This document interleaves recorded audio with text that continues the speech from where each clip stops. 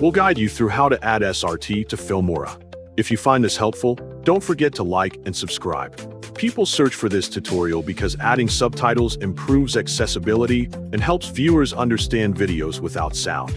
To begin this tutorial, make sure you have downloaded Wondershare Filmora on your device so you can follow this tutorial without any interruptions during the editing process. Then, double-click the application to open it, and wait until the main interface appears on your screen. After it opens, select New Project to create a new project workspace for your video editing.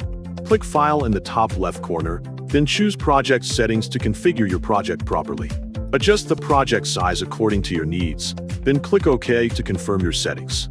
Next, click Import, then select the video you want to add and click Open to bring it into the media library. Click the plus icon to add it to the timeline, then choose Keep Project Settings so the clip matches your project setup. After that, go to the top menu and select Titles to access text features. Choose AI Captions and Speech to Text to begin generating subtitles automatically. You can select the transcription language based on your video content to improve accuracy.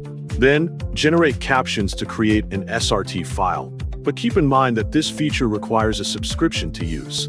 As an alternative, you can add SRT file to Filmora by importing the SRT file into it.